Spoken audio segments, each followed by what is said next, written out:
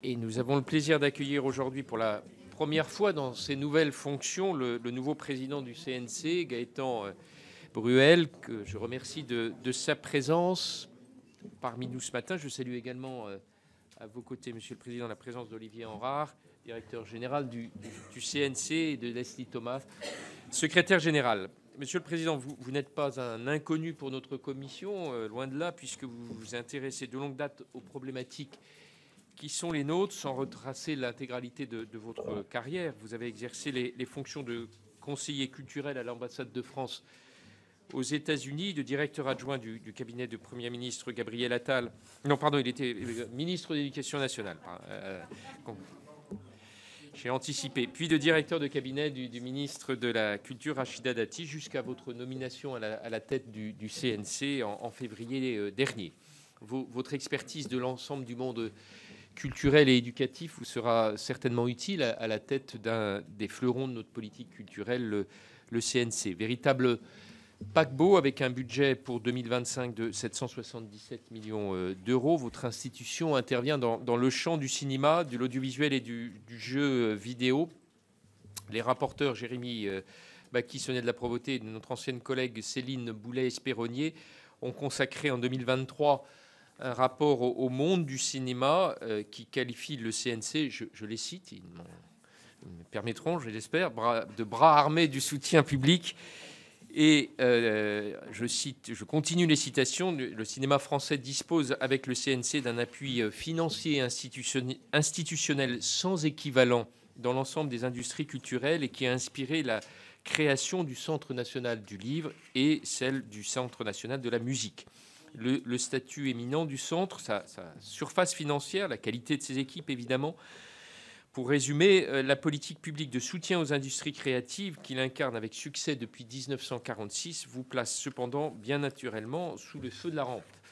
Je vais à ce titre mentionner 3 dossiers qui nous ont occupés ces derniers mois. Tout d'abord, la question toujours épineuse du niveau élevé des réserves du CNC, qui a fait l'objet d'un débat lors du projet de loi de finances, nous nous en souvenons, et d'amendements dans cette Assemblée.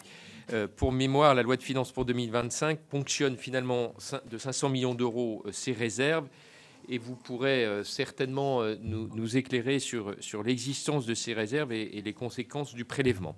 Ensuite, l'éternel débat sur la chronologie des médias.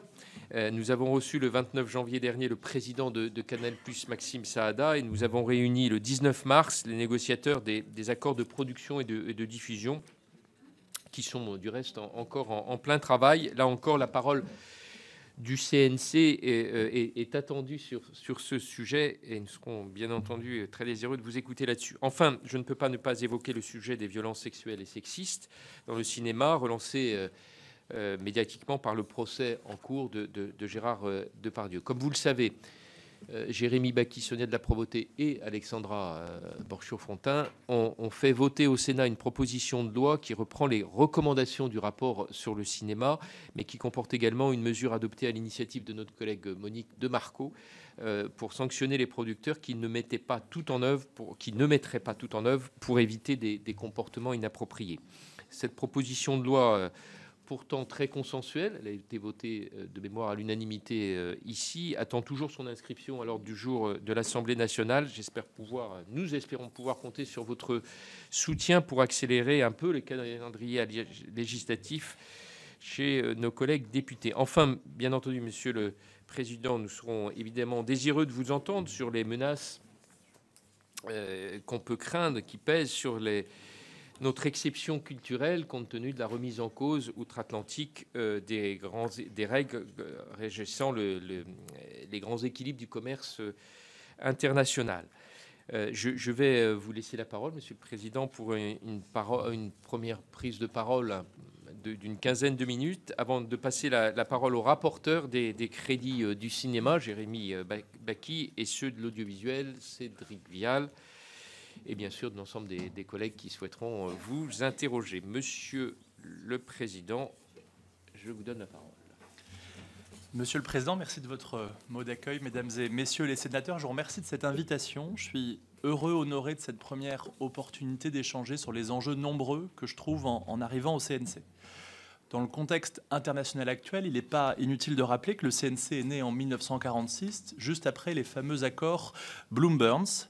Ces accords, vous le savez, prévoyaient qu'en contrepartie d'un prêt financier pour la reconstruction de la France, les États-Unis auraient le champ libre pour exporter leurs films dans notre pays. Et à l'époque, ils avaient un stock de 4000 films tournés pendant la guerre et alors inédits.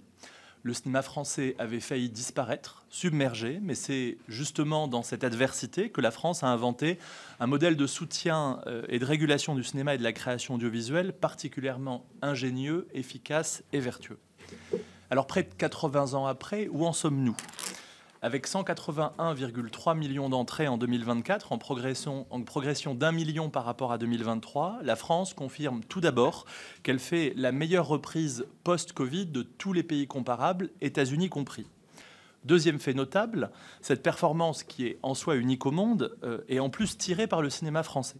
Puisqu'avec une part de marché de nos films au box-office qui s'est établie l'an passé à 44,4%, avec aussi 3 films français dans le top 5, ce qui est du jamais vu depuis 2011, nous apportons, je crois, la meilleure réponse à ceux qui penseraient encore que notre modèle produit des films qui ne font pas se déplacer les gens en salle. Alors, ces deux indicateurs combinés suffisent à montrer, à mon sens, combien le cinéma en France est résilient, inventif, puissant, combien la réussite de notre modèle est globale. Cette réussite repose à la fois sur un parc de salles très dense et bien réparti sur tout le territoire, et le plan diffusion porté par la ministre a encore accru ce maillage dans les zones les plus rurales, avec notamment l'aide accrue aux circuits itinérants, à la fois sur des habitudes de sortie au cinéma qui ont été recréées après le Covid, sur une capacité à produire et à distribuer des films exceptionnels pour absolument tous les goûts, avec aussi une aptitude à rayonner qui fait du cinéma toujours le premier ambassadeur de notre pays dans le monde, en plus d'être, vous le savez bien, un facteur important de redynamisation de certains de nos territoires. Alors, la création audiovisuelle n'est pas en reste, avec un immense succès, à la fois critique et populaire, qui se confirme année après année. À nouveau en 2024, 99 des 100 fictions qui ont fait la meilleure audience à la télévision ont été françaises, avec, comme pour le cinéma, une remarquable diversité de propositions, de grands classiques revisités comme Zorro ou Cat Size, à des formats très innovants comme la saga documentaire d'animation L'Armée des Romantiques. Même dans les secteurs qui sont plus en difficulté, comme l'animation et le jeu vidéo, il faut dire que le problème ne vient en rien de notre écosystème, mais d'une conjoncture mondiale. Nous avons des champions, petits et grands, et c'est justement le rôle de la puissance publique de les accompagner dans ces moments difficiles pour préserver tout le potentiel de création de valeur et permettre à la France de rebondir plus vite et plus fort lorsque viendra la sortie de crise. Quand on prend ces éléments ensemble, quand on voit les réussites exceptionnelles qui ont été celles de 2024, il y a lieu de se féliciter du modèle unique que la France a su mettre en place au fil des décennies.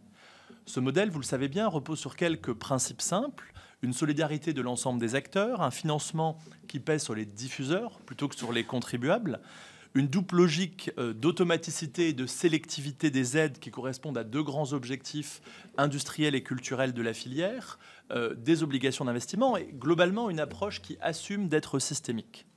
Depuis 1946, ce modèle s'est constamment adapté pour intégrer de nouveaux entrants. Et alors que les autres pays occidentaux ont vu leur système être au fil du temps grandement fragilisé, c'est ce modèle qui vaut à la France de demeurer par le nombre d'écrans, le nombre de spectateurs, le nombre et la qualité d'œuvres produites ou coproduites, le nombre de prix remportés, le nombre de festivals, un grand pays de cinéma et de création audiovisuelle, cela avec un peu de dépenses fiscales, mais sans 1 euro de crédit budgétaire. Souligner cette réussite, c'est également reconnaître l'unité nationale qui s'est toujours faite autour de notre modèle, dont la force vient aussi de la constance des soutiens transpartisans dont il a fait l'objet depuis 80 ans. Aujourd'hui, toutefois, ce modèle est confronté à 5 évolutions rapides et fortes, 5 ruptures, dont la concomitance me semble constituer la toile de fond de notre discussion de ce jour et de l'action du CNC pour les prochains mois. D'abord, une rupture culturelle, avec une bascule des audiences vers les plateformes sociales. Longtemps, et encore tout récemment avec le Covid, on s'est inquiété de voir la salle de cinéma disparaître pour de bon. Elle est revenue avec force, tout particulièrement en France, et je fais pour ma part le pari qu'elle sera toujours là, comme expérience distinctive, comme expérience collective, immersive, unique, En tout cas, c'est comme ça qu'on l'aime et c'est comme ça qu'on la défend ardemment. La rupture, c'est une concurrence qui ne se joue plus seulement entre le grand écran et la télévision, ni même entre les chaînes traditionnelles et les services de streaming, mais entre ces différentes pratiques culturelles d'une part et la consommation de vidéos dans la boucle infinie des plateformes sociales d'autre part. Cette bascule est en cours, elle est notamment bien documentée par une étude parue ces derniers jours, qui est l'étude annuelle Deloitte sur les tendances technologiques. En bref, on est en train de passer d'une consommation plurielle, mais notamment collective, notamment rituelle, notamment linéaire, à une consommation qui est massivement individuelle, mobile, à la demande, et sur des contenus qui ont comme point commun l'interactivité, une forme peut-être plus incarnée, qui en tout cas est ressentie comme plus authentique, en tout cas sur des contenus qui sont en passe de devenir une concurrence existentielle pour absolument tous les types d'œuvres et d'expériences soutenues par le CNC. Une telle évolution invite à prendre beaucoup plus au sérieux que nous l'avons fait jusqu'à présent la question de l'éducation aux images, objet de la mission en cours que les ministres de la Culture et de l'Éducation ont confié à Édouard Geffray.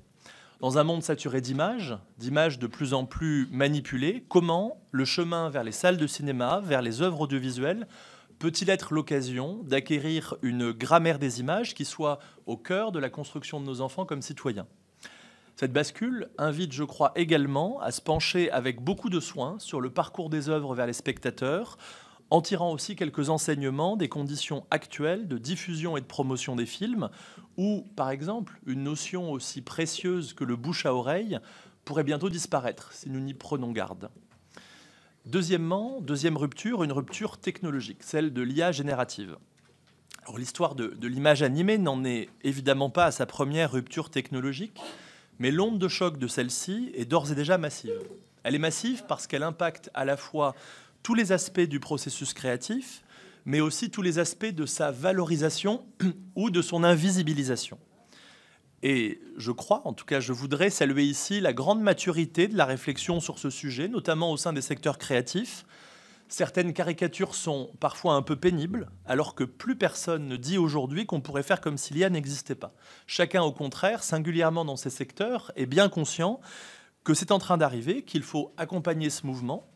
Et il faut l'accompagner d'abord en objectivant les impacts. C'est le sens de l'Observatoire de l'IA que le CNC a mis en place et qui travaille à plein régime. En étant, deuxièmement, clair également sur les impacts négatifs qui nous obligent à promouvoir une IA responsable. L'éthique n'est pas un gros mot. Et en étant par ailleurs volontariste sur les impacts positifs, car il y en a aussi. Autrement, le risque est double. D'une part, le risque serait de laisser s'installer des usages de l'IA qui tueraient la création, ce qui serait bien évidemment inacceptable du point de vue des artistes et des publics que nous défendons, mais également en réalité du point de vue de l'IA elle-même. Car si l'IA est d'ores et déjà précieuse, stimulante, ce n'est qu'à proportion de la qualité des œuvres et des contenus qui la nourrissent. Ces œuvres et ces contenus, ils ont un prix, et c'est l'intérêt même de l'IA de s'en acquitter pour garantir un avenir qui ne soit pas celui d'une IA qui serait irrémédiablement appauvrie, tournant en circuit clos sur des contenus factices ou vidés de leur substance. Mais je crois qu'il y a un risque symétrique, celui de laisser d'autres pays s'emparer de l'IA, d'en faire le pilier d'un nouveau modèle créatif qui pourrait asseoir à terme une domination sur le nôtre si nous n'acceptons pas nous-mêmes que des usages vertueux de l'IA ont toute leur place dans notre modèle.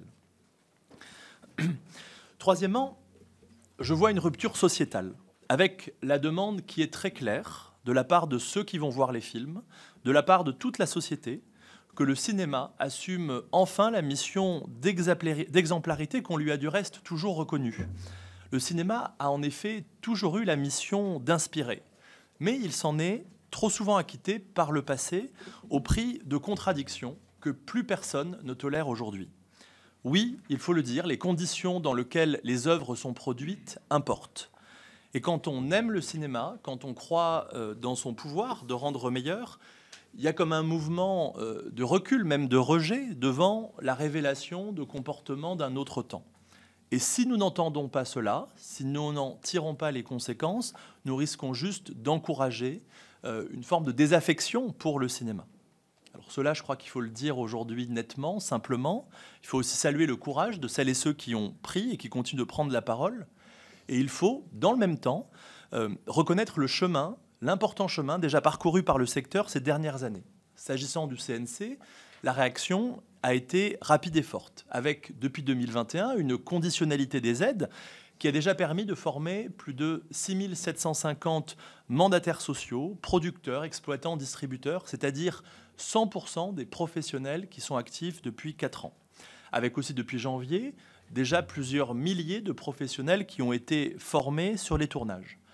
On est en train d'avancer sur d'autres aspects, notamment de mettre en place une sensibilisation ambitieuse dans l'ensemble des écoles. Mais un chemin, c'est évident, reste à parcourir, et c'est dans cette perspective que les conclusions de la commission d'enquête présidée par Sandrine Rousseau sont importantes. Quatrième rupture que je vois, une rupture territoriale, ou pour être plus précis, un risque de rupture territoriale, et je le dis au sein de la Chambre, qui représente plus particulièrement nos territoires, et je sais que vous y serez sensibles.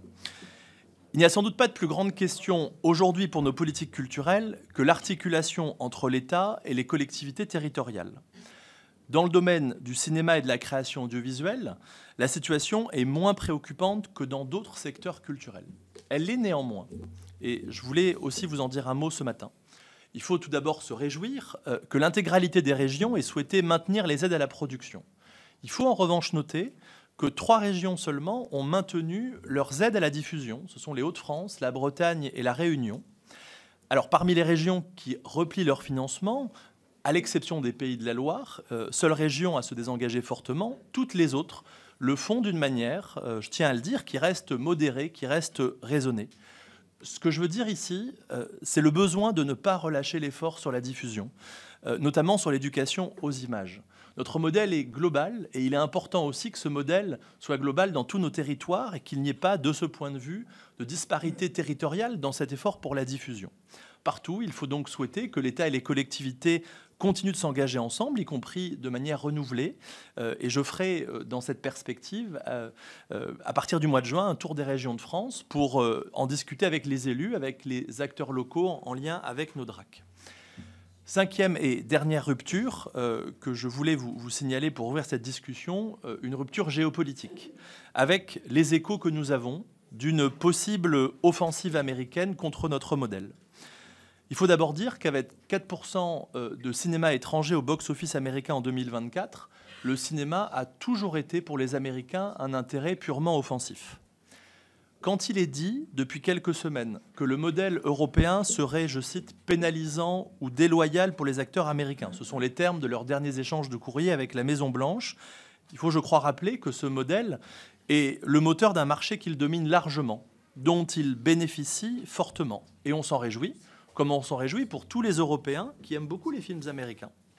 La France en particulier est un marché où les films américains surperforment.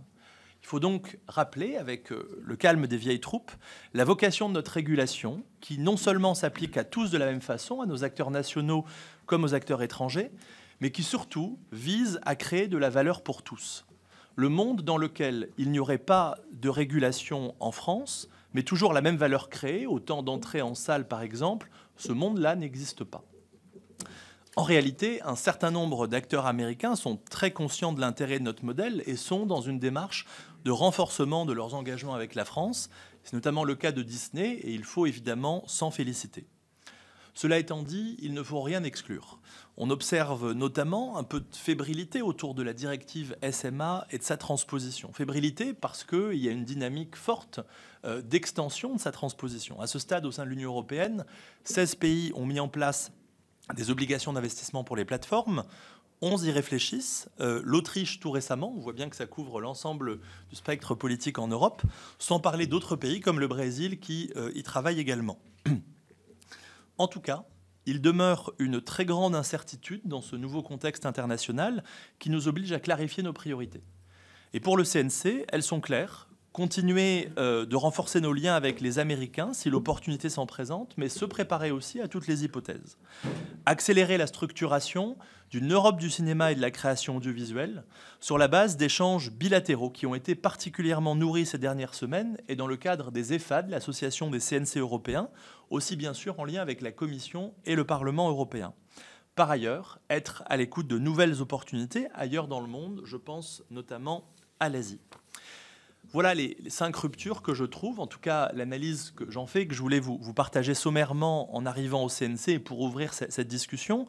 Face à ces ruptures qui sont autant de défis, aussi d'opportunités, le CNC a un rôle évident à jouer. C'est un rôle financier, un rôle réglementaire, un rôle de réflexion et d'orientation aussi, pour objectiver les tendances, pour organiser les discussions, pour identifier des solutions et trouver des compromis pour avancer ensemble. On aura besoin de ce sens de compromis pour avancer face à ces défis. Dans ce travail, je sais que nous n'aurons pas de meilleurs partenaires, de meilleurs alliés que la représentation nationale, notamment le Sénat et particulièrement votre commission, qui a toujours témoigné, encore récemment, d'une très grande attention pour ces enjeux. Et je me réjouis donc vivement de pouvoir échanger avec vous aujourd'hui et tout au long du mandat que je viens de commencer au CNC. Merci, Monsieur le Président. Première question de nos rapporteurs, en l'occurrence Jérémy Bacchi, rapporteur pour les crédits cinéma, et Cédric Vial, rapporteur pour les crédits audiovisuels. Merci, Monsieur le Président. Monsieur le Président, bienvenue. Et puis, nous nous réjouissons qu'il y ait enfin, je dirais, un président à la tête du CNC. Il y a une période de vacances qui pouvait être un peu anxiogène pour l'écosystème du cinéma. Et vous l'avez dit très justement, tout en rappelant à la fois... non pas l'originalité, j'ai bien lu la tribune de Monsieur Henrard, le directeur général, qui était, de mon point de vue, très pertinente, mais le rôle du CNC dans un écosystème que vous avez extrêmement bien décrit, et surtout l'ensemble des enjeux qui sont devant nous. Je tiens à vous remercier pour votre propos liminaire, d'autant plus qu'on est, à vous entendre, et je m'en réjouis, dans une vision... de perspective des combats à venir et non plus sur le sempiternel débat qui, je l'espère, est derrière nous sur le soutien public au cinéma et qui, à mon avis, a fait à tort couler beaucoup trop d'encre jusqu'à présent. J'avais plusieurs questions. Vous aviez partiellement répondu à certaines d'entre elles. Mais la première question concerne effectivement la directive SMA. Vous en avez parlé. Vous avez suivi ce dossier comme directeur de cabinet de la ministre et plus directement maintenant comme président du CNC. Qu'attendez-vous concrètement de ces travaux? Plus spécifiquement, avez-vous des craintes particulières sur le futur de cette directive, même si vous l'avez brièvement évoqué, qui structure notre paysage cinématographique et audiovisuel? Deuxième sujet, vous l'avez également brièvement évoqué, et en lien très direct avec ma question précédente, c'est la nouvelle administration américaine, vous vous doutez bien, a fait part le 21 février d'un mémorandum assez virulent, disons-le, de ses critiques sur l'ensemble de la régulation européenne en matière de médias, visant en particulier les obligations d'investissement dans la création locale. Comment allez-vous vous positionner face à ce nouveau front parmi tant d'autres ouverts par les États-Unis sur notre souveraineté culturelle? Troisième question, je vais maintenant parler d'un sujet qui nous est cher ici et qui revient assez régulièrement. Vous l'avez là aussi brièvement évoqué, car il allie les thématiques de cinéma et d'éducation. Vous avez confié à Édouard Geffray une mission afin de relancer le dispositif Ma classe au cinéma, sérieusement fragilisé ces derniers temps. Quels problèmes avez-vous pu identifier à ce stade et qu'attendez-vous de cette mission?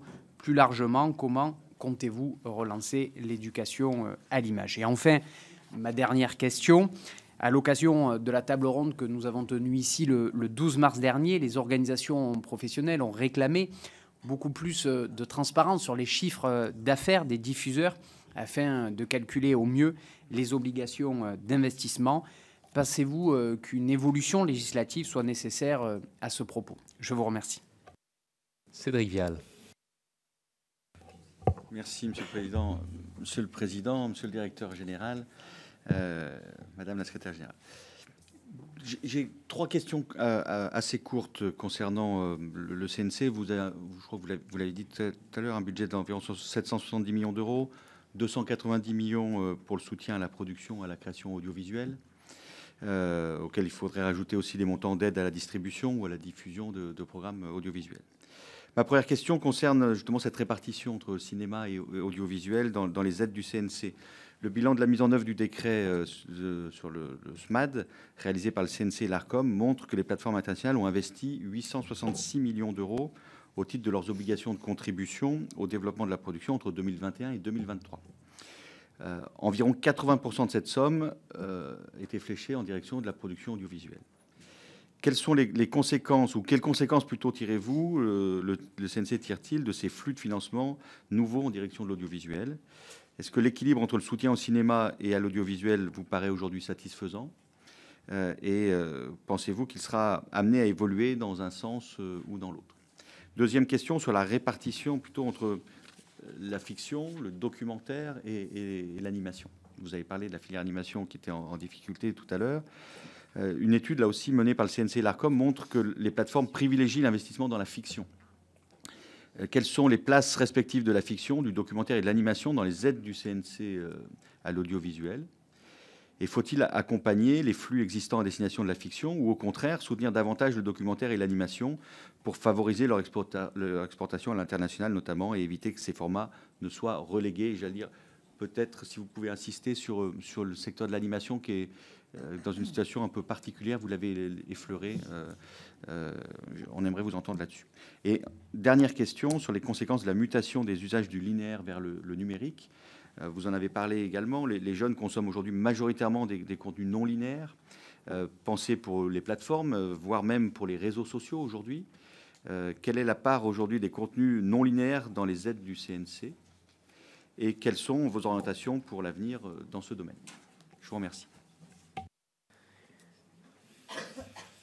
Monsieur le Président, je vais vous laisser répondre aux questions de nos rapporteurs et on passera après à une seconde série de questions. Merci à nos deux rapporteurs pour ces questions très précises. D'abord, en réponse à M. Bacchi, je voudrais commencer par effectivement dire un mot de la vacance qu'il y a eu ces derniers mois. Il y a eu en même temps une continuité du service public assuré par le CNC, continuité assurée par Olivier Henrard. Il l'a fait avec brio comme président par intérim et je veux le remercier chaleureusement pour cela en disant le plaisir de l'avoir à mes côtés au moment où je commence mon mandat et dans les prochains mois. Sur la directive SMA, il y a eu un bilan qui a été fait du décret SMAD, bilan très intéressant, coporté par le CNC et l'ARCOM. Ce que ce bilan montre, avec le chiffre, monsieur le sénateur, que vous avez rappelé, entre 2021 et 2023, les plateformes soumises à nos obligations ont investi 866 millions d'euros au bénéfice de la diversité de la création, puisque notamment il y avait 124 millions pour le préfinancement d'œuvres nouvelles. On parle de 180 œuvres, on parle de près de 140 sociétés de production indépendantes, avec aussi un cadre de régulation qui a permis qu'elles interviennent en tant que producteurs délégués en particulier, ainsi qu'elles gardent les droits des œuvres créées. Donc c'est là toute la logique vertueuse de ce modèle. Ce que dit en bref ce bilan, c'est que la France a donc su intégrer ces nouveaux acteurs, qu'ils ont accepté les règles du jeu, même qu'ils y ont trouvé leur compte, et donc que le cadre existant est globalement satisfaisant. Qu'en même temps, des ajustements pourraient être envisagés pour que ce cadre respecte toujours mieux les valeurs que nous défendons, qu'il s'agisse de la valorisation de la production déléguée, aussi du besoin de clarifier la définition de ce qu'est une œuvre européenne, ou encore qu'on puisse apporter toujours un meilleur soutien à la diversité. Ce bilan, on le partage en ce moment même avec nos partenaires européens. Et donc, en réponse à votre question sur quelle dynamique, pour au-delà de ce bilan, pour l'avenir de la directive SMA, alors ce n'est pas des échéances qui viennent dans l'immédiat, mais ça vient quand même vite. Et donc, c'était par exemple au cœur d'une rencontre de 3 jours qu'on a organisée avec les 5 pays nordiques, le Danemark, l'Islande, la Suède, la Norvège et la Finlande. Les 5 CNC nordiques sont venus. Ils sont venus avec 150 professionnels. C'était l'occasion de renforcer une dynamique de coproduction, aussi de faire le bilan de ce décret, de cette transposition en France de la directive, au moment où eux-mêmes, plusieurs de ces pays, veulent la transposer. Donc, je trouve que ce que je décrivais en introduction, à la fois le fait que le modèle, en quelque sorte, fait tache d'huile, que le bilan qu'on peut en tirer en France intéresse nos voisins et qu'il est globalement bon, ça montre qu'on peut être dans une logique d'amélioration de cela. Après, il faudra voir le moment venu par rapport à d'autres enjeux, si c'est le moment opportun pour pousser ces améliorations ou si le cadre existant, pour l'essentiel, nous conviendra. Sur les États-Unis, pour ce qu'on peut en dire dans ce cadre public, à nouveau, c'est une histoire qui a 80 ans. Il est frappant de voir que les accords Bloom-Burns n'ont pas seulement été mis en place avec la France, ils ont été mis en place avec d'autres pays européens qui n'ont pas créé le même modèle que nous. Et il faut regarder l'histoire des cinémas britanniques, allemands, italiens pour voir les conséquences que ça peut avoir. Alors, à nouveau, la France a toujours su, avec ce modèle, grâce à ce modèle, être un partenaire très important pour les États-Unis, parce que, à nouveau, quand en sortie de Covid en 2024, vous avez 181 millions d'entrées en France et 90 millions par exemple en Allemagne, alors que c'est un pays où il y a une population un peu plus grande, bah, évidemment, on est pour les Américains un marché particulièrement intéressant. C'est vrai que le retour de Donald Trump crée un contexte nouveau. On le voit par exemple sur la question de la localisation des tournages. Il y a un souhait de l'administration américaine de relocaliser les productions américaines, avec, dans ce qu'on en comprend, un débat interne entre une vision politique de ce sujet, que l'on peut comprendre, et une rationalité économique qui conduit peut-être encore les acteurs américains à souhaiter tourner à l'étranger, notamment en Europe.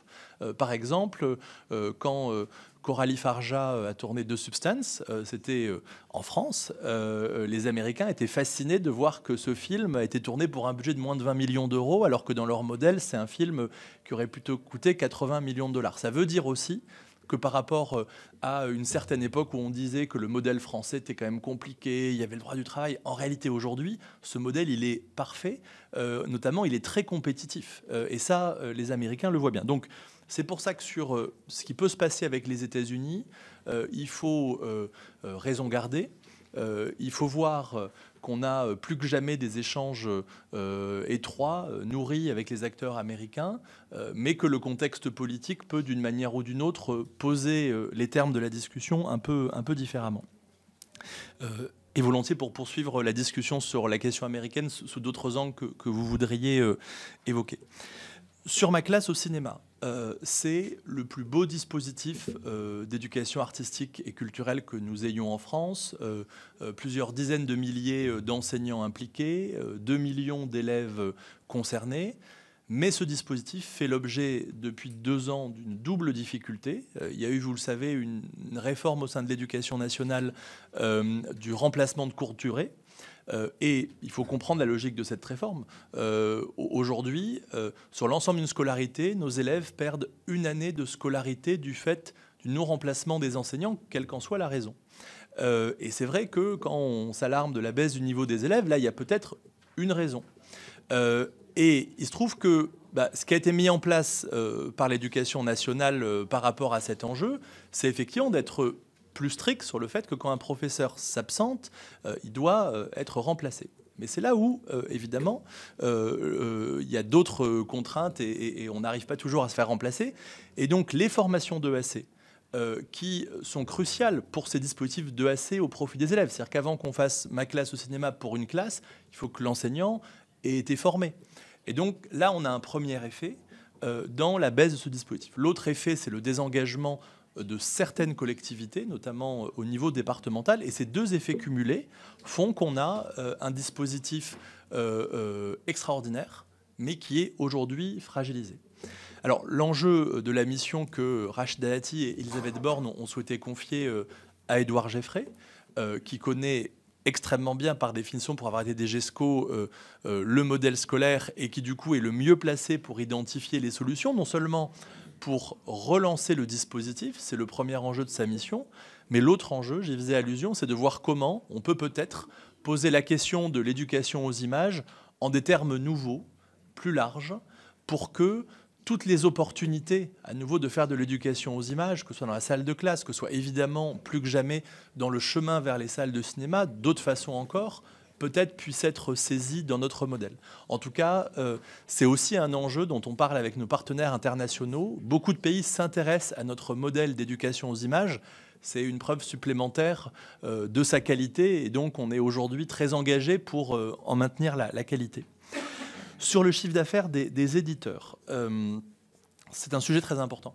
Vous savez, les accords entre les producteurs, que ce soit audiovisuel ou cinéma, et les diffuseurs, ces accords permettent d'ajuster les contributions des éditeurs par rapport à leurs obligations réglementaire. Et donc, dans ce cadre, les parties prenantes négocient des concessions réciproques. Par exemple, un diffuseur peut aller au-delà de ses obligations volume d'investissement ou de financer davantage tel ou tel genre, tel ou tel type de budget, en échange, bien sûr, dans ce cas, de voir ses obligations allégées sur d'autres points.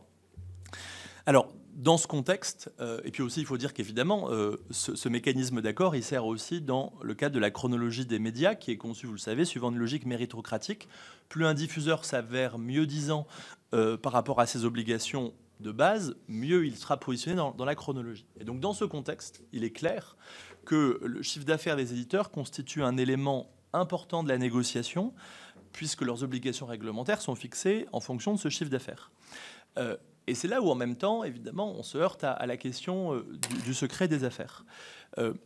Nous, vu du CNC, il nous semblerait assez logique qu'en amont des négociations, les organisations de producteurs puissent disposer d'informations plus précises sur ce point pour ajuster leur stratégie de négociation et leurs exigences d'une manière qui est éclairée.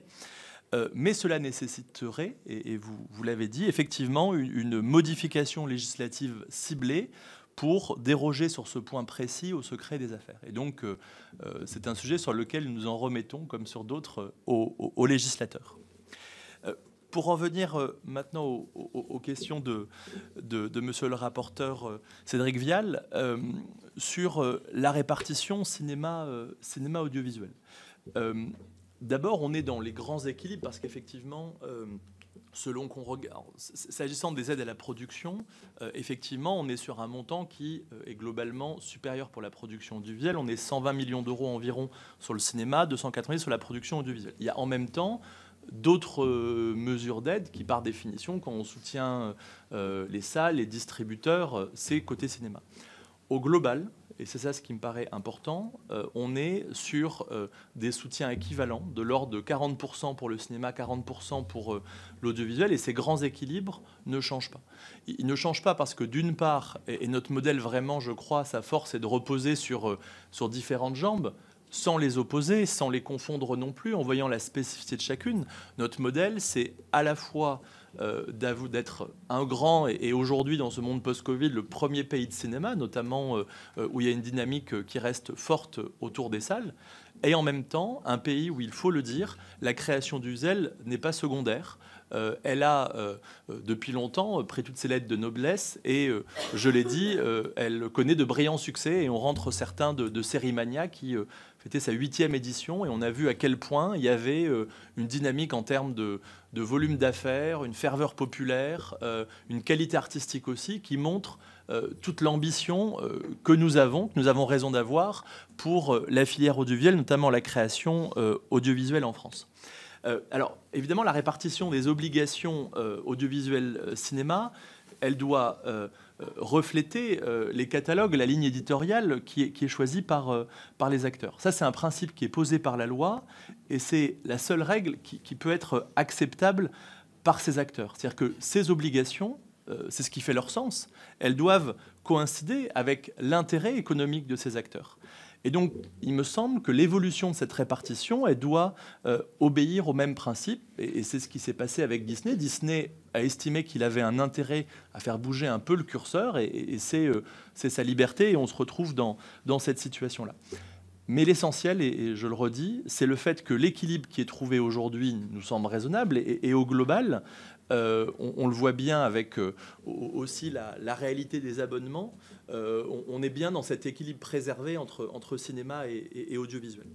Alors, si on entre un peu dans le détail sur la création audiovisuelle et la répartition entre fiction, animation, documentaire, je reconnais que je manquerai un peu de chiffres et d'éléments précis parce que je suis dans ma 7e semaine au CNC et il y a des éléments que je ne maîtrise pas encore complètement. Cela étant dit, moi, ce qui me frappe, c'est qu'il y a eu ces dernières années un effort important de fait sur le documentaire, et on va continuer.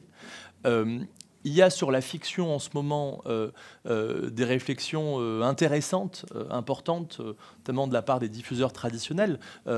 Toute cette vogue autour des séries longues, des feuilletons, qui pose un peu question à certains producteurs par ailleurs qui disent on renforce globalement le volume pour la création audiovisuelle, pour la fiction audiovisuelle, mais c'est beaucoup pour les séries longues et les feuilletons. Ce qu'il faut voir, pourquoi est-ce que ce genre est en vogue ? Parce que l'une des grandes questions qui se posent aux diffuseurs traditionnels, c'est comment ils passent d'un modèle où on est d'abord sur le linéaire à un modèle où on est et sur le linéaire et sur le numérique. Mais dans un modèle où on ne soutient pas de manière appauvrie la création d'un côté et de l'autre, comment on trouve des synergies pour garder un haut degré d'ambition et donc de financement pour la création audiovisuelle. Et c'est là où les séries longues, les feuilletons, rencontrent beaucoup de succès, parce qu'effectivement, c'est très addictif. Et donc, on a manqué un épisode le soir à la télévision, on a envie de le revoir en ligne, et donc c'est un genre qui est propre à créer une dynamique vertueuse entre le linéaire et le numérique. Et en même temps, au sein de la fiction, et on y est également très attaché, il faut préserver une diversité de genres et de formats. Sur la question de l'animation, c'est vrai que je peux davantage vous répondre genre par genre qu'en évoquant la répartition entre. Mais bon, sur la question de l'animation, il y a une situation qui est très difficile. Mais qui, je le disais, n'est pas imputable à nos acteurs. Il n'y a pas une difficulté structurelle, il y a une difficulté conjoncturelle, qui est liée au fait que les plateformes, notamment, qui aiment beaucoup l'animation, puisque l'animation est un genre qui compte pour beaucoup dans la fidélisation des abonnés aux plateformes. Mais en dépit de cela, les plateformes ont contracté les commandes d'animation ces 3 dernières années. Et il y a eu un effet fort sur des acteurs français qui notamment travaillaient beaucoup pour ces acteurs. Alors là, il faut se dire que l'animation est un genre qui s'exporte normalement très bien. Et c'est d'ailleurs frappant de voir que même dans cette situation de crise, on a des succès extraordinaires. 3 œuvres françaises d'animation étaient nommées aux Oscars. Et puis Flo, coproduction française, a eu l'Oscar du meilleur film d'animation. Ce qu'il faut dire aussi, et c'est là où on voit bien qu'on a un enjeu stratégique, la France est le seul pays avec les États-Unis et le Japon où les enfants français, les jeunes français, ont la possibilité de voir une majorité de contenu français. C'est-à-dire que partout ailleurs dans le monde, on regarde d'abord du contenu d'animation qui vient d'autres pays. Et parce qu'on sait bien et on est tous attachés au fait que nos œuvres véhiculent des imaginaires, eh bien, si on se préoccupe de savoir ce que regarde notre jeunesse, on a la chance en France, si on arrive à préserver cette filière, à maintenir le fait que les œuvres sont majoritairement françaises. Alors, comment faire pour mieux préserver cette filière ? Et je sais à qui je le dis. Il y a certainement un sujet sur un ajustement ciblé du crédit d'impôt pour l'audiovisuel sur la question de l'animation. Et il y a eu une tentative que nous avons soutenue, qui pour l'instant n'a pas abouti, mais en tout cas c'est un sujet qu'il ne faut surtout pas perdre de vue.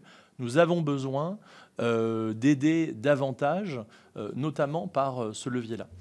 On réfléchit en ce moment à d'autres leviers, qu'il s'agisse, alors, un peu sur la question des aides, aussi sur la question de leviers plus réglementaires, aussi au niveau des obligations, parce qu'il y a vraiment un impératif national, de même que la filière de l'animation a été presque co-construite avec la puissance publique, les acteurs le reconnaissent comme tel. Aujourd'hui, l'enjeu, si on est en mesure de l'aider à passer ce contexte de crise, eh bien, c'est que non seulement on reste ce grand pays d'animation, mais qu'en réalité, on sorte de la crise plus fort que les autres. Et que là, on prenne une position qu'on n'a pas encore, qui est d'être vraiment un pays absolument leader. Et la prochaine édition du Festival d'Annecy sera importante à cet égard. Enfin, sur la question de la part des contenus non linéaires dans les aides du CNC, le sujet est maintenant complètement intégré, puisque évidemment la vocation, l'idée d'intégrer de nouveaux acteurs, ce n'était pas simplement de le faire en termes d'obligations d'investissement, de contribution au système, c'est aussi qu'ils puissent bénéficier de notre système d'aide. Et je crois qu'on est déjà, alors que c'est encore récent, arrivé à une forme de maturité. Ce que je note aussi, c'est l'accroissement de projets portés à la fois par des services de streaming et des chaînes linéaires. Et ça, c'est très notable et c'est évidemment encouragé. Nous continuons avec, si on va prendre l'ensemble des questions, en commençant par celle de Sonia de la Provoté, co-auteure de la PPL sur le cinéma. Merci, Monsieur le Président. Merci de cette présentation extrêmement complète. Donc moi, j'ai deux questions. La première concerne l'accord pour protéger les auteurs de scénarios. Il y a la rémunération des scénaristes il y a eu un accord sur un encadrement. Il n'en reste pas moins qu'il faut finalement passer un cap et régler ce sujet qui serait, me semble-t-il, peut-être le dernier acte positif de l'accompagnement de tout l'écosystème de notre modèle à la française. Donc, où est-ce qu'on en est et quel regard vous portez sur cet accord qui reste pour le moment en cours et quelles sont les difficultés rencontrées s'il y en a. Et mon deuxième sujet traite de la question de la... En fait, si les Français sont cinéphiles, c'est aussi parce qu'il y a beaucoup de salles en France. Il y a beaucoup de salles dans les territoires. Jérémy Bacchi dit, un peu par provocation, les Français sont plus près d'une salle de cinéma que d'un hôpital en France, mais c'est une vérité en réalité. On a à la fois les salles associatives, les salles municipales, on a l'itinérance avec le cinéma itinérant, et puis à côté les multiplex, les grosses structures, etc., etc. Et tout le réseau des cinémas art et essai. On sait qu'il y a plusieurs difficultés. D'abord, il y a un fort engagement des collectivités territoriales sur le maintien de ces salles. Et donc, est-ce que le CNC a dans son plan de charge, ou en tout cas dans le viseur, parce qu'on sait qu'il y a eu un effort de fait cette année dans les arbitrages pour accompagner ces cinémas des territoires. Est-ce que le CNC envisage de accompagner si besoin ou de pallier si besoin? On sait qu'il y a pas mal de salles en cours de création dans pas mal d'endroits, parce qu'il y a une vraie appétence et que la porte d'entrée vers la culture, c'est beaucoup le cinéma. Et d'ailleurs, on le voit. Et qu'on sait que si toutes les politiques publiques concourent à aller dans la salle, à privilégier la salle, s'il y a moins de salles, ou si elles sont moins bien, ou si elles sont déclassées parce que plus accessibles, ou parce que des difficultés en matière de mise aux normes environnementales et énergétiques, on voit bien que on va se retrouver face à un effet de ciseau et une inefficacité de la politique publique. Et donc, voilà, savoir quelle est votre vision sur à la fois l'accompagnement des nouvelles salles et à la fois le maintien et l'encouragement des salles dans les territoires pour éviter la concentration dans des grosses structures qui, certes, ont leur rôle à jouer, mais qui n'ont pas celui de la politique culturelle publique dans les territoires ruraux, par exemple. Sylvie Robert. Merci, Monsieur le Président. Merci pour vos propos, Monsieur le Président, et félicitations pour votre nomination. Je peux témoigner en tant que membre du conseil d'administration du CNC que cette maison est bien tenue et que l'engagement des équipes, et je peux le dire, a été vraiment très constante, et c'est toujours extrêmement plaisant et passionnant pour moi d'assister à ces conseils d'administration. Et justement, lors d'un conseil d'administration, c'était avant la période budgétaire, nous avions convenu que 450 millions d'euros prélevés sur le budget du CNC étaient, entre guillemets, absorbables. Je ne reviendrai pas sur les débats qui ont échauffé notre hémicycle lors de la période budgétaire, puisque à ces 450 millions d'euros se sont ajoutés 50 millions d'euros pour arriver à la somme de 500 millions d'euros. Je voudrais que vous nous disiez aujourd'hui quelle est la situation budgétaire du CNC. J'avais, lors de ce conseil d'administration, entendu des administrateurs parler de tension dans le budget. Si d'aventure on allait au-delà de ces 450 millions d'euros, qu'en est-il aujourd'hui? Deuxième question, vous avez évoqué la disparition des aides à la diffusion dans plusieurs régions, sauf 3. La mienne, mais bon, ça n'était pas mon propos. Mais surtout, je croyais que ces aides à la diffusion étaient intégrées dans les conventions CNC Région. Si aujourd'hui elles ne sont pas respectées, là aussi, pour les futures conventions, comment pouvons-nous à un moment agir pour à la fois sensibiliser nos collègues élus, et singulièrement les régions, pour que ces aides à la diffusion soient un corollaire très important par rapport au reste et contribuent à la circulation des œuvres, parce que c'est bien ça dans l'ensemble de nos territoires.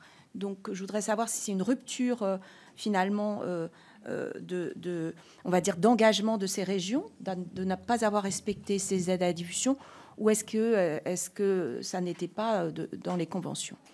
Troisième question, et j'en terminerai là, rapide. On a beaucoup parlé d'intelligence artificielle. Alors mes collègues, avec Pierre Ouzoulias, Laure Darcos et Agnès Evren, travaillent sur le sujet. Je voudrais savoir si des pays européens, je pense à l'Italie, parce qu'on en avait parlé, ont déjà légiféré sur la question de l'IA, si ça s'avère probant, si à un moment, puisque la doctrine n'est pas encore arrêtée, l'observatoire qui est en place au CNC, j'imagine, donnera un certain nombre d'éléments. Si au-delà de l'Italie, il y a d'autres pays européens, au-delà de l'IA Act, qui ont légiféré sur le sujet, et que pensez-vous, à un moment, d'encadrer de façon législative la conditionnalité des aides à l'intervention de l'IA dans la fabrication des œuvres?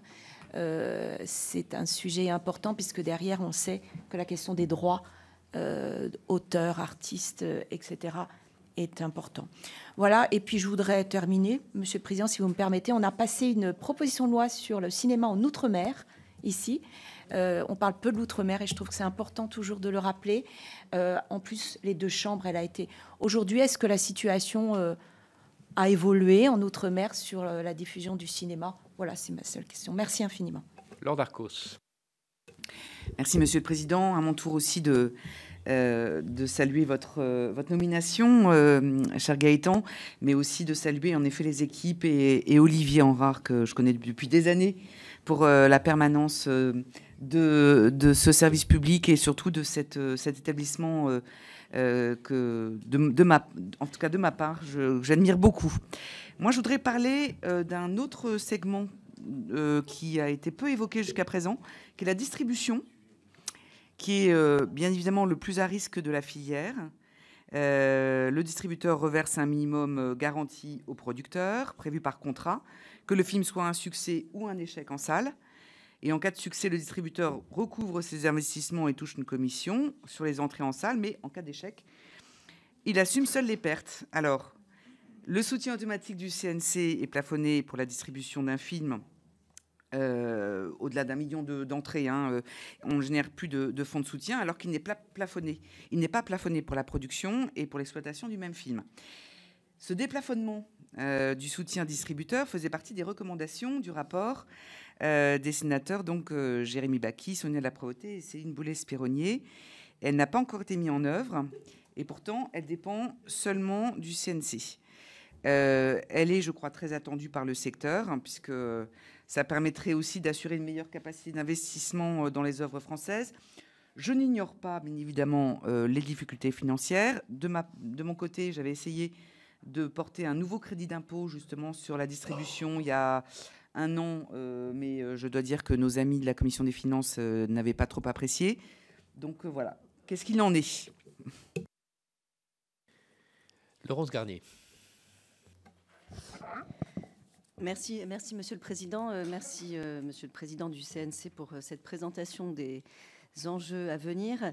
Vous avez souligné la réussite du modèle français du cinéma et on s'en réjouit. C'est vrai qu'en France, on a parfois tendance à oublier nos réussites et à pousser davantage le curseur sur ce qu'on n'arrive pas à faire. Et je crois que c'est important de rappeler que le cinéma français est effectivement une belle réussite. Je voulais justement vous interroger sur la suite, la relève, si l'on peut dire, et tout l'amont de ce que vous avez décrit ce matin, tout ce qui concerne la formation des futurs acteurs au sens très large du cinéma français, les techniciens, les scénaristes, tout cet écosystème de formation qui est riche dans notre pays. La FEMIS fait beaucoup de choses. Quelle tendance vous voyez se dessiner, quelle perspective, comment les jeunes générations se projettent, s'inscrivent dans ces métiers du cinéma, et qu'est-ce que vous pouvez en dessiner pour l'avenir de la filière dans les 20 à 30 prochaines années? Monique de Marco. Merci, Monsieur le Président. Merci, Monsieur le Président, de cette présentation claire. Vous avez brièvement évoqué l'application des conditionnalités. J'aurais voulu avoir des compléments, donc d'explications. Comment sont les critères? Pouvez-vous les préciser? Comment procédez-vous finalement pour appliquer cette conditionnalité? J'ai une deuxième question. Lors du débat concernant la proposition de loi visant à conforter la filière cinématographique, j'avais proposé des mesures destinées à renforcer le secteur de la parité. Et, par exemple, la création d'une nouvelle mission pour le CNC qui serait chargée de faire appliquer l'objectif de parité et de diversité applicable à l'ensemble de la filière, équipe de production, comité d'attribution des ailes, comité de sélection en festival, direction artistique des festivals, etc. Qu'en pensez-vous? Catherine Belriti. Merci, Monsieur le Président. Merci, Monsieur, pour votre présentation. L'essor des plateformes comme Netflix, Disney+, ou Amazon Prime Video a profondément modifié la diffusion des œuvres cinématographiques. Quel mécanisme le CNC met-il en place pour garantir la diffusion numérique, pour que la diffusion numérique ne porte pas atteinte aux salles de cinéma traditionnelles? Le CNC soutient la diffusion des films français à l'étranger. Quels sont les nouveaux axes stratégiques que vous envisagez pour renforcer la présence des films français sur les marchés internationaux, en particulier face à la concurrence croissante des productions américaines? Les aides du CNC sont vitales pour de nombreuses productions, mais il y a parfois des critiques sur l'équité des critères d'attribution, notamment pour les films dits indépendants. Quelles actions sont envisagées pour mieux accompagner les productions de petite et moyenne taille qui peinent à obtenir des financements? Et enfin, l'éducation à l'image fait partie des priorités du CNC, notamment en direction des jeunes publics. Quels sont les nouveaux programmes au projet du CNC qu'il a mis en place pour sensibiliser les jeunes générations à la culture cinématographique et audiovisuelle? Merci. Pauline Martin. Un micro, ça y est. Merci, Monsieur le Président. Merci, messieurs, pour ces présentations. Alors, vous connaissez l'attachement du Sénat aux opérateurs de l'État, si je puis dire. C'est à la mode en ce moment. Donc, une question extrêmement simple. Le rapport de la Cour des comptes souligne la création d'une commission de contrôle, mais alerte sur la nécessité, effectivement, d'accentuer ces contrôles. Ça date de 2022-2023. Nous sommes en 2025. Qu'en est-il aujourd'hui? Et même question sur la nécessité de mettre en place un contrat d'objectifs et de performance. Où en êtes-vous? Et enfin, Jacques Grosperrin. Merci, Président. Merci, Monsieur le Président, pour vos propos très clairs. Moi, j'ai apprécié deux choses sur la redynamisation des territoires et la diversité de genre.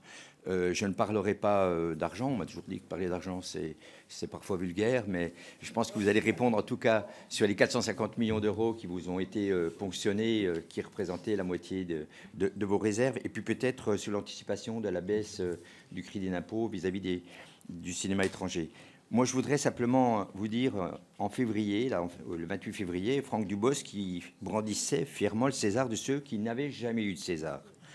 Le seul défaut de cet acteur aux 52 films, 40 ans de carrière, 54 millions de spectateurs, c'est de ne pas jouer dans des films qu'on nomme à portée intellectuelle. Alors, il y a une mesure qui permet de calculer par un site le niveau, en tout cas lorsqu'il y a 3 entrées, on calcule le nombre d'entrées qui s'effectuent à Paris. Et puis, il y a des films, par exemple, Anora, qui est le Palme d'Or 2024, avait ce coefficient de 2,2 contre 11,6 pour un petit truc en plus. Donc, vous savez très bien qu'ici, c'est la Chambre des territoires. Et puis, on sait également qu'il y a une frontière très forte, en tout cas tenue, entre ce qu'on appelle le cinéma intellectuel et populaire, entre les régions et parfois entre Paris et sa périphérie. Alors, je fais partie de ceux qui pensent que cette frontière peut être franchie. On l'a vu à travers un film qui s'appelle En fanfare, qui a réuni deux mondes. Un monde, celui de la musique classique, des mégalopoles et du pouvoir d'achat, celui de la fanfare d'une région minière et de peu de pouvoir d'achat. Dans un contexte très fracturé, en tout cas de fracture territoriale forte, le CNC ne devrait-il pas promouvoir plus largement cette diversité de creuset de cinéma français? Et pourriez-vous, pour terminer enfin, nous donner des chiffres des aides apportées par le CNC à ce qu'on peut appeler ce cinéma populaire. Merci. Voilà, Monsieur le Président, quelques questions. Merci beaucoup. Je vais tâcher d'être aussi synthétique pour recouvrir l'ensemble des sujets qui ont été abordés. Sur l'accord auteur-producteur, je crois qu'il faut rappeler que le gouvernement a transposé il y a 3 ans de manière ambitieuse la directive SMA pour notamment garantir aux producteurs un flux de commandes plus important. Il y avait une contrepartie à cet engagement, c'est que la place des auteurs soit mieux reconnue et que notamment certains abus en termes de minimum de rémunération pour ces auteurs, que ces abus n'aient plus de place dans notre modèle. On a signé l'an passé 4 accords pour la création du VIEL qui couvrent l'ensemble des genres. Et on est maintenant, effectivement, en phase finale de discussion sur la base d'un projet que nous avons transmis aux différentes parties prenantes s'agissant du cinéma. Moi, il me semble que la copie dont nous parlons, elle est très équilibrée. Et donc, nous espérons bien qu'elle puisse être adoptée par les différentes parties prenantes. En tout cas, c'est un sujet de mobilisation ces jours-ci pour moi-même et pour l'équipe. Sur la question des salles en France, des chiffres très parlants, 92% de nos concitoyens, effectivement, vivent à moins de 30 minutes d'une salle de cinéma. On parle d'un peu plus de 2000 cinémas, d'un peu plus de 6300 écrans, et effectivement, la moitié d'entre eux sont des salles publiques ou faisant l'objet d'une délégation de services publics. Alors, il y a énormément d'actions qui sont faites ici. C'est vraiment un élément important de l'action du centre que d'accompagner l'ensemble de ces salles. Pour l'ensemble, c'est un soutien automatique et sélectif d'environ 90 millions d'euros. Il y a eu des chantiers récemment, le chantier notamment de l'art et de l'essai pour mieux accompagner ce réseau de salles qui est évidemment cher au cœur de notre modèle cinématographique. Tout un travail qui est fait autour de la transition écologique pour voir comment cette filière qui, évidemment, est consommatrice d'énergie, mais comment elle peut être exemplaire dans la manière d'appliquer les objectifs de transition écologique à ce secteur. Et là, il y a eu une démarche très volontariste menée par le centre et en particulier notre secrétaire général sur d'abord le fait, avec un observatoire de la transition écologique, de regarder année après année sur l'ensemble des segments du secteur comment cet impact se faisait, et puis mise en place de différentes mesures, et notamment une conditionnalité des aides avec la soumission d'un double bilan carbone. Donc voilà, il y a des choses qui se font ici. Mais sur les salles, ce que je veux surtout dire, en disant aussi un mot de la réforme que nous venons de faire passer autour du soutien automatique à l'exploitation, c'est que nous sommes aujourd'hui dans une situation qui est complexe après le Covid. Elle est complexe, et notamment dans la typologie des salles. Parce qu'après le Covid, la reprise a été moins bonne pour la moyenne exploitation et encore moins bonne pour la grande exploitation, pour ce qu'on appelle les circuits. Les chiffres, c'est qu'en gros, la petite exploitation, à 1% près, c'est les niveaux d'avant Covid. La moyenne exploitation, c'est moins 15%. La grande exploitation, c'est moins 25%. Et donc, si nous tenons à la diversité de cet aménagement cinématographique. Et aussi, et j'y suis attaché, au fait qu'on ne peut pas confondre ces différents types d'exploitation. Et la force de modèle est aussi qu'il y a une place pour chacun. Là, il faut voir qu'il y a effectivement, et c'était le sens de cette réforme de soutien automatique, il y a du côté de la moyenne et de la grande exploitation des difficultés particulières qu'il faut pouvoir accompagner. Ce que ça veut dire, c'est qu'effectivement, il y a un enjeu, notamment on est avant une année d'élection municipale et il faudra voir comment une nouvelle génération de maires continue d'accompagner ces très beaux équipements. Mais aujourd'hui, et j'y faisais allusion en parlant d'une forme de disparition du bouche à oreille, il y a dans le monde post-Covid pour nos salles de cinéma une situation dans laquelle, en apparence, il y a un peu moins de freins par rapport à la période avant Covid, mais une situation de concurrence accrue entre ces différentes salles d'une manière qui n'est pas complètement saine. Ce que je veux dire, c'est que, pour le dire rapidement et j'espère simplement, dans le monde pré-numérique, vous payez votre copie, il fallait payer sa copie physique pour avoir un film. Et donc, il y avait un effet un peu de canalisation, en tout cas d'organisation de la diffusion des films. Avec la numérisation, le coût de la copie a par définition baissé. Et il y a eu une phase intermédiaire où il y avait ce qu'on appelait les VPF, les Virtual Print Fees. Il s'agissait de dire, la copie ne coûte plus le même prix qu'avant, mais on va avoir comme un coût virtuel qui a permis pendant 10 ans de financer l'équipement numérique des salles. Il se trouve que ce dispositif a pris fin pendant le Covid en 2020 et on se retrouve depuis ce moment-là dans une situation où la copie, ne coûtant quasiment plus rien, est beaucoup plus disponible. Et donc, vous avez une tendance à sortir les films sur plus de copies, indistinctement, dans une grande salle, dans une petite, avec des effets assez pervers que d'ailleurs beaucoup d'acteurs reconnaissent, des grands comme des petits. L'effet pervers, c'est qu'un film, il a souvent besoin de temps pour s'installer. Si vous regardez les chiffres 24, à l'exception de quelques films comme Monte Cristo, où dès le début on en a beaucoup parlé, mais la plupart des autres, on parlait d'Enfants phares, on peut parler de 20 dieux, ces films-là, ils n'ont pas fait le buzz dès la première semaine, il a fallu le temps qu'ils s'installent. Et donc, on a besoin de laisser à nos films le temps d'exister. Et c'est là où les sujets sont un petit peu liés, c'est que dans un modèle qui est un peu plus compliqué pour les exploitants, où il y a la tentation et la possibilité d'essayer d'avoir le plus vite tous les films, en fait, on est en train collectivement de peut-être affaiblir la diversité de l'offre dans le temps. Alors, je ne sais pas quelles sont... j'ai une idée des solutions, mais la première solution, c'est de se redire quels sont les principes qui doivent régir l'organisation de notre système de salles et la distribution des films. Et je souhaite proposer très prochainement, en particulier aux exploitants et aux distributeurs, de se retrouver pour échanger sur quelques problématiques que nous constatons en ce moment. Je ne suis pas sûr à ce stade qu'il faille toujours, sur tous les sujets, imaginer une régulation dédiée. Je pense qu'une bonne pratique peut permettre notamment à chaque salle de trouver ou de retrouver sa place, parce que c'est ça l'enjeu. Si en revanche, on se rend compte qu'effectivement, on n'arrive pas sur ce point à faire en sorte que chaque salle puisse exister, là, on est un peu en danger et il faudra peut-être qu'on agisse différemment. Mais en tout cas, je vous assure bien de toute l'attention que nous avons, notamment pour les salles qui sont très liées à nos collectivités et qui jouent un rôle indispensable dans ce qu'est notre modèle du cinéma en France. Pour répondre à Sylvie Robert sur la trésorerie, et Jacques Grosperrin avait aussi une attention là-dessus, donc je fais une même réponse d'un coup.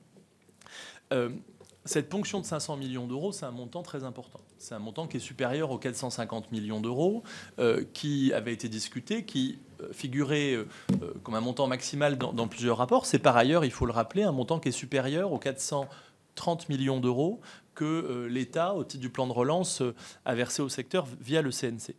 Alors, il se trouve que c'est le montant qui a été voté, 500 millions d'euros, et donc le CNC s'est mis en ordre de marche avec un gros travail des équipes pour aménager les règles budgétaires comptables et pour concilier une sécurité financière qui, je vous rassure, n'est à date pas menacée, et par ailleurs une capacité d'action. Ça a été vraiment un travail pas simple, mais aujourd'hui je suis confiant sur le fait que même si c'était un montant objectivement très élevé, on arrive à concilier ces deux objectifs. Simplement, ce dont il faut être conscient, c'est que ce qui est en jeu, c'est l'acceptabilité de notre système par les acteurs qui le nourrissent et même le rendre possible. Notre modèle, vous le savez bien, il repose sur des taxes affectées, sur une surfiscalité sectorielle. C'est-à-dire qu'on a des acteurs qui payent leurs impôts, comme toute société, et qui, en plus, s'acquittent d'une fiscalité supplémentaire. Et ils le font de bon cœur, parce que cette fiscalité, elle va au secteur, et ainsi, comme je disais, elle crée une valeur dont ils bénéficient aussi. Si cette surfiscalité devait, de manière chronique, servir notamment à financer le budget de l'État, il est certain que ces entreprises demanderaient une diminution de cette fiscalité sectorielle, et du coup, cette baisse, ou même simplement un plafonnement, grèverait de manière forte la capacité du CNC à agir. Et donc, c'est effectivement l'enjeu derrière cette ponction de trésorerie. elle a eu lieu. On s'organise pour la rendre compatible avec les objectifs que je vous indiquais, mais il faut être très clair sur le fait qu'on est vraiment sur un sujet qui ne peut pas se reproduire comme on l'a eu cette année, parce que sinon, c'est vraiment l'entièreté du modèle qui se trouve fragilisée. Sur les aides à la diffusion, j'insiste sur le fait qu'elles sont quand même, à l'exception d'une région que j'ai citée, elles restent limitées.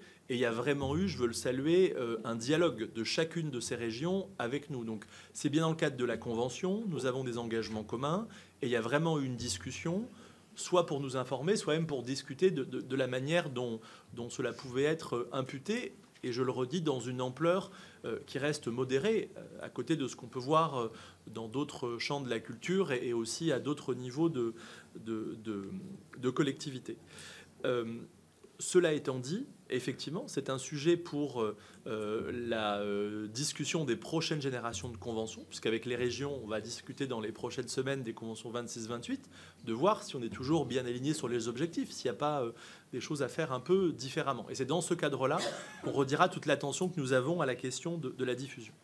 Sur l'intelligence artificielle, à ma connaissance, en Europe, la discussion se focalise sur l'IA Act, et notamment le fait, c'est très important, que le droit existant en matière de propriété intellectuelle s'applique pleinement aux intelligences artificielles, européennes ou extra-européennes, et qu'il y a des enjeux autour de la transparence, enfin, qui font l'objet de réflexions en cours. À ma connaissance, il n'y a pas dans d'autres pays, notamment en Italie, de loi qui serait passée. C'est un chantier pour nous, et notamment sur la question des aides.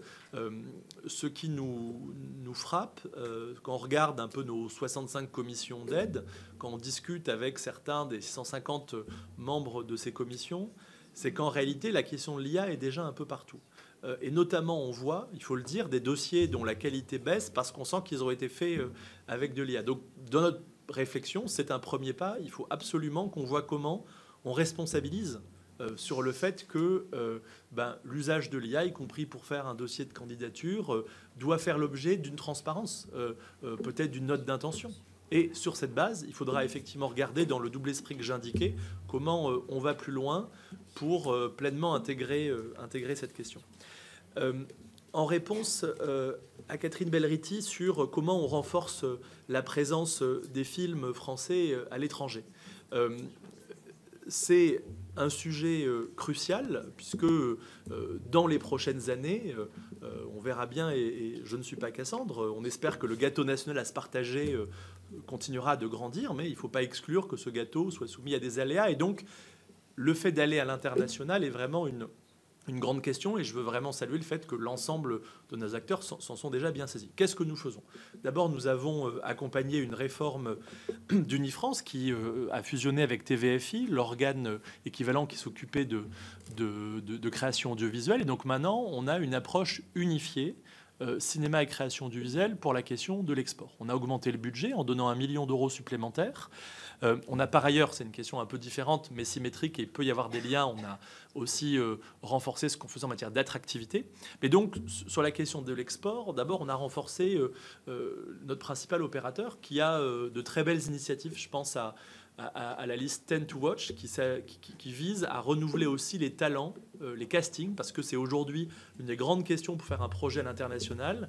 Il faut de plus en plus pouvoir montrer qu'on a des acteurs, des actrices qui ont une notoriété, qui ont une existence à l'international. Alors cette notoriété, elle se construit, et c'est aussi le fait de renouveler les visages dans les festivals, et aussi de voir tout ce que des œuvres sur les plateformes peuvent apporter pour faire émerger aussi de nouveaux acteurs. Il faut redire aussi que la coproduction est un levier très puissant pour renforcer la diffusion de nos œuvres à l'international.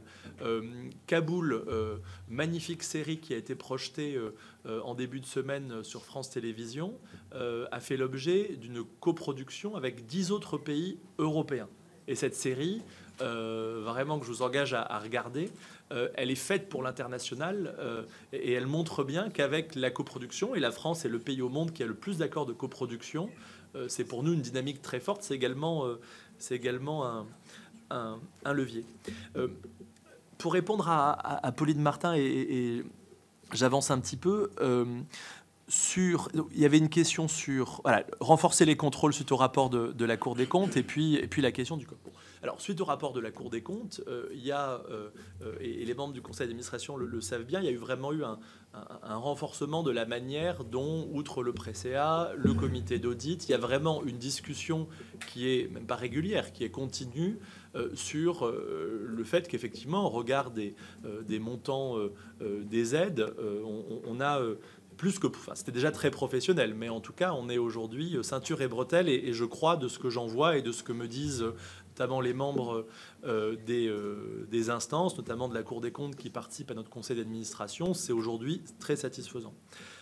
Sur la question du COP, c'est une question que j'ai déjà entendue depuis ma prise de fonction. Je crois que ce qu'il faut se redire ici, c'est que le CNC a un statut très particulier qui ne veut pas dire qu'on doit déroger à ce qu'est le fonctionnement normal d'un établissement public, mais le fait qu'on soit à la fois un établissement public et l'administration centrale du ministère de la Culture, placée sous l'autorité de la ministre, comme c'est le cas des autres directions générales, parce qu'on a notamment ce pouvoir réglementaire. Aucun établissement public seul aurait ce pouvoir réglementaire. Donc la question d'un COP, à mon avis, doit s'apprécier à l'aune du constat que aucune direction générale d'administration n'a un COP, et cependant, il y a des instruments pour poser une stratégie, poser des indicateurs de suivi.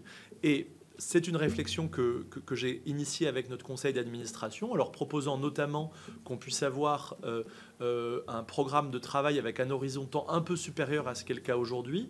Et ça peut être l'embryon d'un document stratégique. Donc je prends pleinement la question, mais qui, à mon avis, renvoie dans tous les cas au besoin d'avoir une visibilité qui peut être partagée sur ce qu'est l'action du centre, en disant enfin sur ce point que la grande qualité du centre et de ses équipes, c'est quand même leur incroyable réactivité.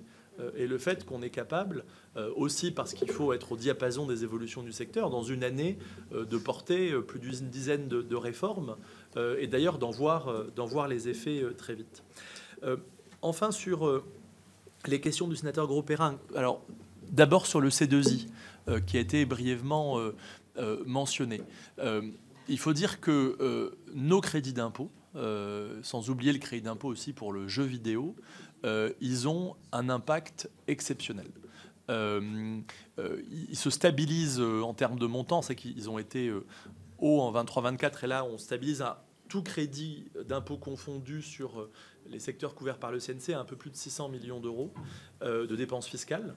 Il y a eu une étude indépendante en 2023 qui montrait qu'en réalité, le coût réel est 4 fois moindre si vous intégrez les dépenses, les recettes fiscales générées par ce que sont ces projets. Surtout, si vous regardez les retombées économiques directes, l'effet d'influence et la question de nos territoires, à l'évidence, nos crédits d'impôt jouent un rôle très important qu'il faut consolider. Sur la question du C2I, donc le crédit d'impôt international, on est dans un moment à la fois d'exacerbation de la concurrence avec d'autres pays, notamment européens, un moment aussi où des questions se posent, je l'ai dit, sur est-ce qu'il va y avoir une rétractation des projets américains qui vont se tourner ailleurs, et un moment enfin où nous venons avec France 2030, notamment la grande fabrique de l'image, c'est environ 300 millions d'euros, nous sommes en train de doubler l'appareil de production français pour rattraper un retard et faire en sorte que, eh bien, on ait non seulement des écoles, non seulement des studios de VFX, mais aussi des studios de tournage. Et donc tout ça ensemble fait qu'il y a peut-être et certainement le besoin de voir comment on ajuste sur des points très précis nos crédits d'impôt. Sur le C2I, il y a un premier sujet, c'est le fait qu'il y a une échéance qui vient vite.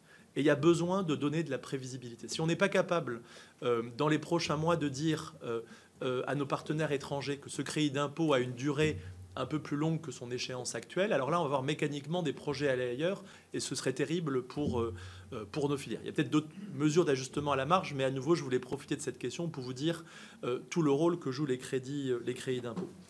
Sur l'autre question, cinéma intellectuel, cinéma populaire, je ne sais pas si je reprendrai ces termes, mais je reconnais, si vous regardez ce qu'a été la fréquentation des Tuches, qu'est la fréquentation des Baudins, c'est vrai que c'est des films qui ont un grand succès en France, dans nos territoires, on dirait, un peu moins dans le territoire parisien, par exemple. Donc effectivement, on voit que le cinéma est aussi le reflet de différences territoriale. Mon point ici sera de dire que la vocation de notre système d'aide, et il l'a montré ces dernières années, il est évidemment de soutenir tout type de projet. Et que cette attention à la diversité, elle se fait notamment pour des films plus fragiles. Et je suis heureux, mais je n'en doutais pas un instant, qu'on n'a pas eu aujourd'hui ce débat de savoir est-ce qu'il y a voilà, des films qui n'ont pas leur place dans leur modèle, parce qu'il faut aussi rappeler que une réalisatrice comme Justine Triet, elle a commencé avec La bataille de Solferino à 37 000 entrées. Et au 4e film, ça fait Anatomie d'une chute. Thomas Lilti, son premier film, il était autour de 10 000 entrées. D'après certains, ce genre de film ne devrait pas exister. Au 2e film, il faisait 1 million. Donc, notre modèle, on peut toujours l'améliorer, et c'est notre engagement au CNC, mais il a vraiment comme vocation de favoriser, sur l'aide à la production, aussi sur les autres leviers, la plus grande diversité de films, et ces films ont naturellement notre place dans leur modèle. Je finis avec les dernières questions sur l'outre-mer. Pardon, j'ai un peu mélangé, mais sur la question... Je ne vais pas l'oublier, chère Laure.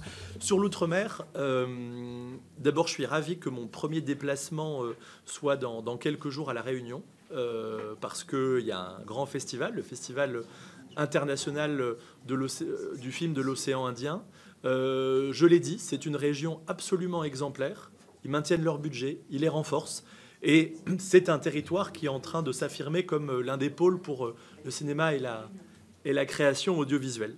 Alors, sur l'outre-mer, il y a des situations qui sont très disparates. Je suis notamment préoccupé par la situation de la Guyane, où vous avez un nombre extrêmement limité, qui se compte sur les doigts d'une main de salles et qui sont en fragilité. Et je crois, on est en train de voir ce que l'on peut faire à ce sujet. Dans les Antilles, vous avez également une situation qui demande d'être regardée de près. En tout cas, notre sujet, c'est évidemment de faire en sorte, le cadre actuel le permet déjà, peut-être qu'on peut encore renforcer, que tous les films y soient disponibles. Une raison quand même d'être optimiste, il y a des films comme Magma qui sont tournés dans les Antilles, il y a un projet qui commence à la Martinique. Ces territoires, je le disais avec La Réunion, il faut le dire aussi avec les Antilles, sont en train de devenir des territoires français de production, où vous avez des talents qui se révèlent, et ça, on va évidemment l'encourager.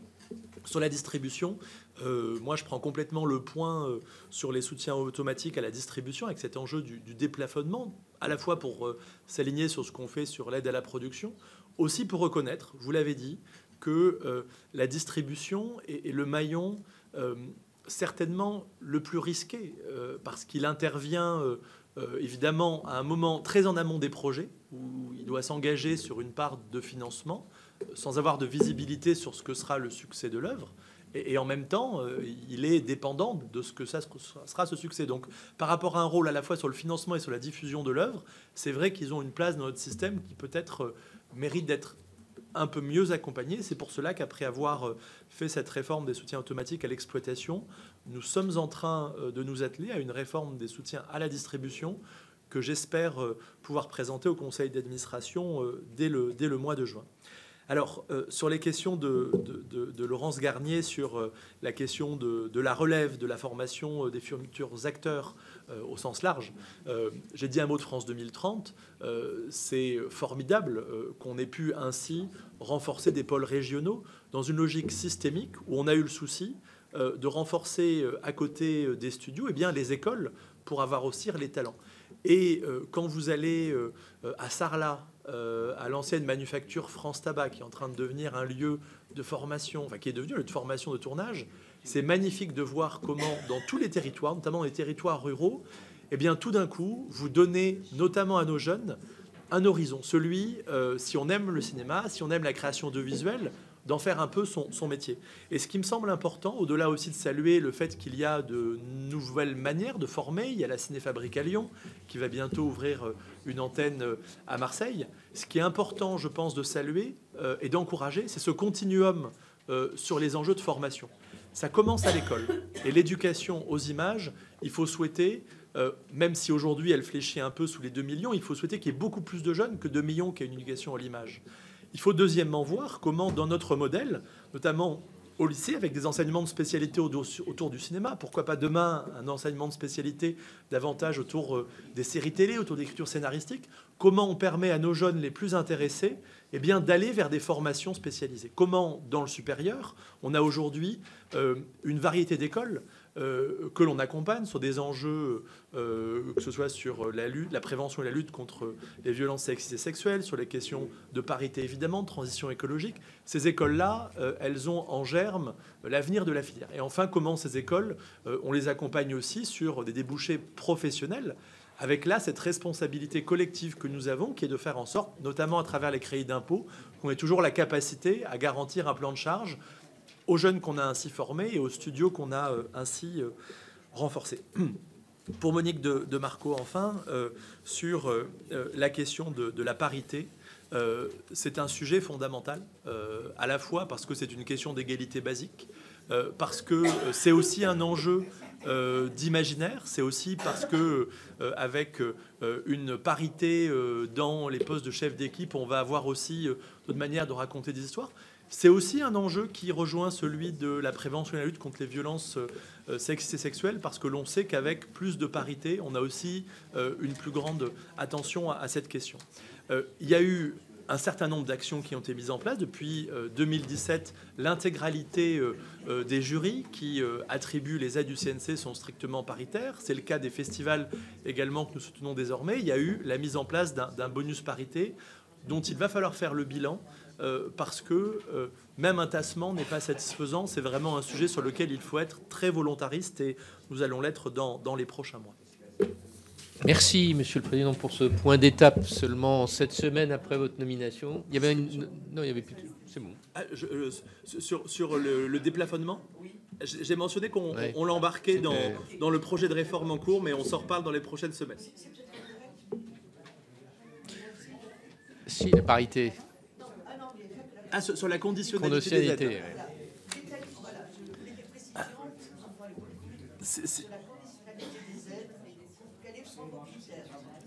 Je prends juste un exemple en 30 secondes.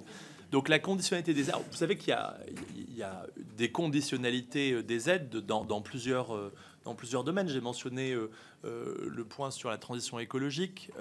On pourrait le dire également sur les enjeux d'accessibilité, mais pour prendre l'exemple des VHSS.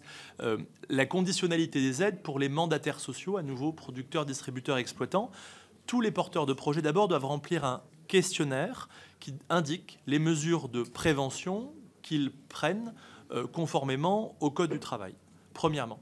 Deuxièmement, les chefs d'entreprise doivent donc suivre la formation du CNC. Et seule l'attestation de suivi de cette formation permet d'avoir accès aux aides, et elle est strictement contrôlée dans le cadre de l'instruction du dossier. Puis pour les salariés, pour la formation des salariés, bien nous vérifions que les métiers qui doivent faire l'objet de cette formation ont bien été présents lors des formations, et on conditionne ainsi l'agrément de production. Ça veut donc dire que nous avons une attention spécifique et en même temps générale dans les dispositifs existants pour voir comment est-ce que toutes les exigences posées ont été remplies, et à cette condition, nous pouvons donner des aides. Voilà, merci. Toutes les réponses ont été apportées à toutes vos questions. Merci, Monsieur le Président, de nous avoir fait ce point d'étape cette semaine seulement après votre nomination. Et bien entendu, nous continuerons d'échanger comme nous l'avons fait depuis de nombreuses années avec le CNC pour avoir des visions partagées sur ce secteur et les politiques publiques qui le soutiennent. Merci beaucoup. Merci à vous.